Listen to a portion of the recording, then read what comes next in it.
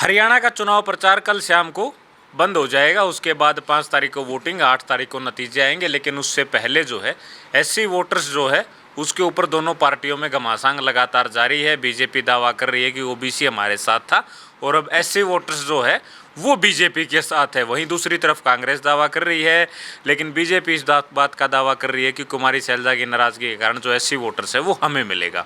तो बातचीत करने के लिए हमारे साथ चंचल नांदल हैं। बातचीत करेंगे क्या माहौल है नांदल साहब एससी वोटर्स का, क्योंकि बीजेपी दावा कर रही है कुमारी शैलजा की नाराजगी, ओबीसी हमारे साथ है, सीएम हो या पीएम हो दोनों ओबीसी हैं और एससी वोटर्स हमारे साथ है। कांग्रेस भी दावा कर रही है। क्या माहौल ओवरऑल देखने को मिल रहा है हरियाणा में एससी वोटर्स का?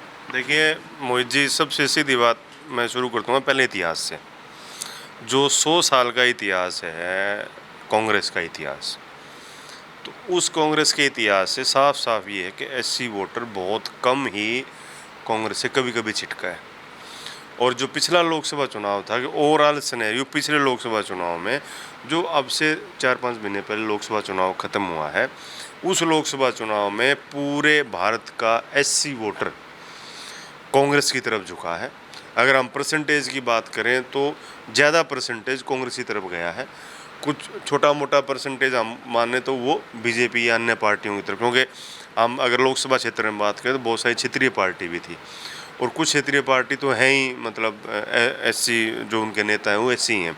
तो इस तरह कोई समीकरण ऐसा बना है कि भाई कांग्रेस का अगर हम overall scenario, overall voter percentage निकालें तो कांग्रेस पूरे इंडिया में मेजोरिटी में रही है एससी वोट्स को लेके।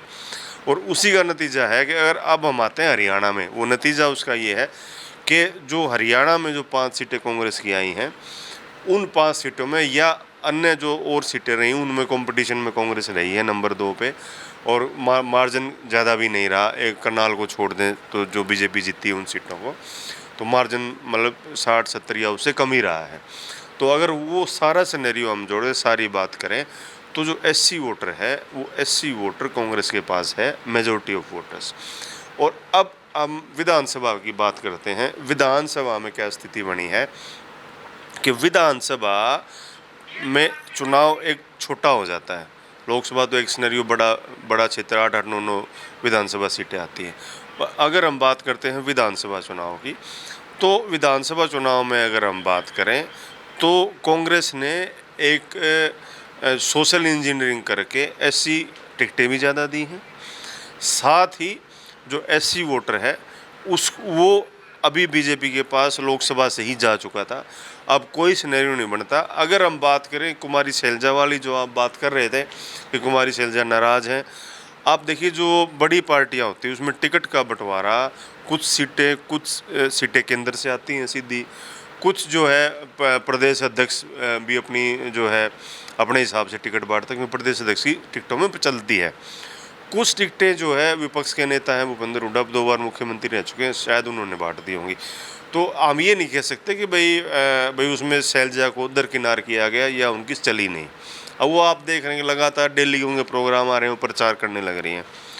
भाई बड़ी पार्टी थी, उसमें शैलजा की कोई टिकट 2-3 टिकटों को लेके, क्योंकि जो पहली लिस्ट आई कांग्रेस की उसमें शैलजा को कोई नाराज़गी नहीं थी, क्योंकि उसमें तो सिटिंग विधायक थे और कुछ अन्य लोगों की टिकट थी।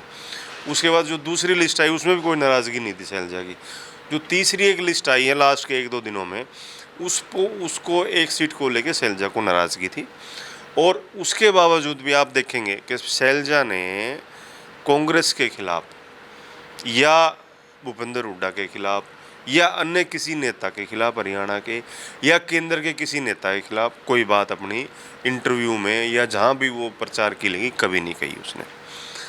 और अगर बात करेंगे बीजेपी ने इसको मुद्दा बनाया, तो एक बात देखो ना, वो तो कांग्रेस का अंदरूनी मैटर था। अभी कोई नेता नाराज़ हो जाए, मतलब कल को कोई किसी को ब्राह्मण नेता ही नाराज़ हो जाए, अब हम ये मान लें कि बीजेपी में अगर वो मनोहर लाल खट्टर की वीडियो देखें जिसमें वो कह रहे हैं मैं तेरी गर्दन काट दूंगा, ब्राह्मण की तरफ इशारा कर रहे हैं, तो क्या सारे ब्राह्मण भारतीय जनता पार्टी से नाराज़ हो गए ना?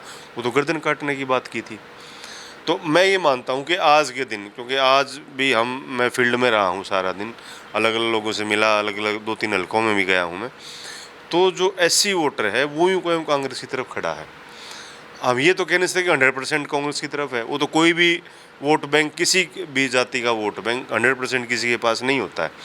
लेकिन आज हम ये बात करें कि मेजोरिटी ऑफ जो वोट है एससी का वो कांग्रेस को जा रहा है आज भी, चाहे इसमें भारतीय जनता पार्टी को वर्गीकरण कर ले या कोई शैलजा का मुद्दा बना ले, लेकिन उसमें कुछ दम। अब तो शैलजा ने कह भी दिया है कि भाई अपने एक इंटरव्यू में ये कहा कि भाई अगर जैसे मेरे पिताजी सारी उम्र कांग्रेस में रहे उसी प्रकार मेरी भी जो अंतिम यात्रा भी कांग्रेस के झंडे में लिपट के होगी।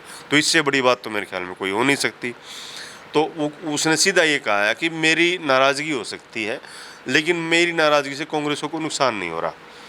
एक बात बीजेपी कह रही है कि जो रिजर्वेशन है उसको डिवाइड कर दिया जाएगा। कांग्रेस कहती है डिवाइड कर देंगे, जो एससी वोटर्स का रिजर्वेशन है उसको डिवाइड कर देंगे, बंटवारा हो जाएगा, दो धड़े करना चाहते हैं। इस तरीके की बातें हैं, क्या है इनका आधार? ये फालतू की बातें हैं। उसके लिए लोकसभा में प्रस्ताव पास होगा। किसी के कहने से मैं ये कह दूँ कि भाई फलाना ये हो जाएगा, मैं ये कह दूँ कि भाई मतलब यहाँ बैठे कोई भी ऐसी स्टेटमेंट दे दूँ जिसका कोई तुक नहीं बनता। उसके लिए लोकसभा, विधानसभा, राष्ट्रपति का वो चाहिए।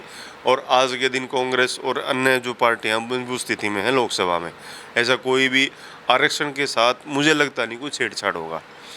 और ये खामखा बातें कोई न्यूज़ डाल के कोई अपनी बातें कहना चाहता है, लेकिन मुझे लगता नहीं कि इस लास्ट मोमेंट में जो एससी वोटर है वो किसी बहकावे में आने वाला है।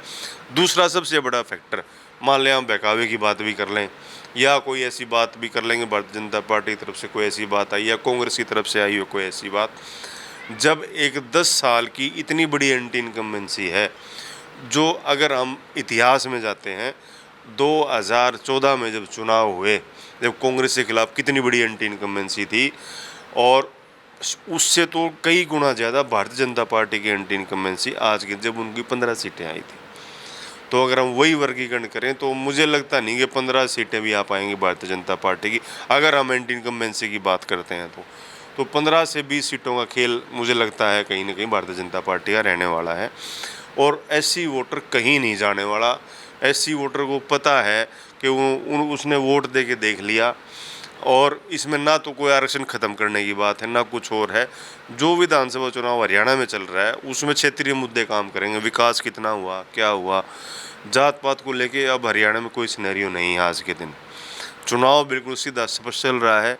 अगर कोई वर्गीकरण करना चाहता है तो उसको भी लोग नज़रअंदाज करने लग रहे हैं।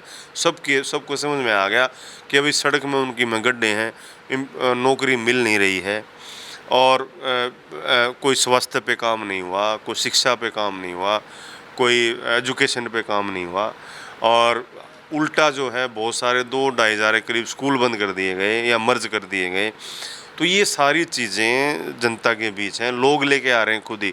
मैं ये नहीं कहता कांग्रेस पार्टी लेके आए, लोगों को पता है धरातल पे ऐसा हुआ है। तो ये सारी चीज़ें हम करें तो इसमें मुझे लगता नहीं कि कोई भी ऐसा को टूट फूट वाली बात है लास्ट मोमेंट पे, ऐसा कुछ भी नहीं है। हाँ, बहुत सारी सीटें ऐसी हैं जहाँ मुकाबला है, वो कैंडिडेट से खुद का वेटेज है अपना, क्योंकि विधानसभा चुनाव में किसी भी पार्टी का अपलिफ्टमेंट या मुकाबले में आना वो कैंडिडेट पे बहुत ज़्यादा निर्भर करता है। अगर कोई पार्टी कमज़ोर कैंडिडेट उठा दे और दूसरी उन्हीं की पार्टी को मजबूत कैंडिडेट निर्दलीय खड़ा हो जाए, जैसा कि स्थिति 10 से 15 सीटों पर बनी हुई है, उसमें कांग्रेस के भी कुछ बागी हैं, बीजेपी के भी कुछ बागी चुनाव लड़ रहे हैं, तो वो लोग फाइट में हैं। आज आप देख रहे हो बहुत सारी सीटों पे, चाहे आप बड़ौदा की बात कर लो, चाहे आप जो है आप महम की बात कर लो, चाहे आप बादली की बात कर लो, चाहे आप बहादुरगढ़ की बात कर लो, या अन्य क्षेत्र जो कुरुक्षेत्र की साइड भी कुछ ऐसे 1-2 क्षेत्र हैं इस जीटी बेल्ट पे, या फिर आप इधर हिरवाटी पे चले जाओ, वहाँ भी कुछ इंडिपेंडेंट जो है कैंडिडेट हैं, बादशाहपुर है, या फिर जो जहाँ पे अटेली है वहाँ भी इंडिपेंडेंट कैंडिडेट फाइट में है। तो वो कैंडिडेट वो एक अलग सिनेरियो है, उसमें जात पात की मुझे लगता नहीं कोई बात अभी बची हुई है। कैंडिडेट की मेहनत, कैंडिडेट का काम, कैंडिडेट का चेहरा, प्लस जो पार्टी ने अपने घोषणा पत्र में क्या कहा है। और मान लीजिए अगर हम उदाहरण लें कांग्रेस का, भी कांग्रेस कह रही है ओपीएस लागू करेगी, हिमाचल प्रदेश में कर दिया उन्होंने, कर्नाटक में कर दिया, राजस्थान में कर दिया, तो यहाँ क्यों नहीं करेगी। और बहुत सारी चीज़ें हैं जो 500 रुपये सिलेंडर की बात है, और मान लो बीजेपी भी ये वादा करी 2100 रुपये देने की बात है। अब तो ये वोटर को समझना है कि दोनों पार्टियों ने अपनी अपनी बिसात बिछा दी, अपने अपने घोषणा पत्र जारी कर दिए, लेकिन चेहरा भी काम करता है छोटे चुनाव में। ठीक है। तो एससी वोटर्स को लेकर जो शंकाएं थी, जो बातें थी, वो सारी चंचल नांदल ने बताई हैं, आपने सुनी है। आप इसके बारे में क्या सोचते हैं वो हमें कमेंट बॉक्स में ज़रूर लिखें। शुक्रिया, धन्यवाद।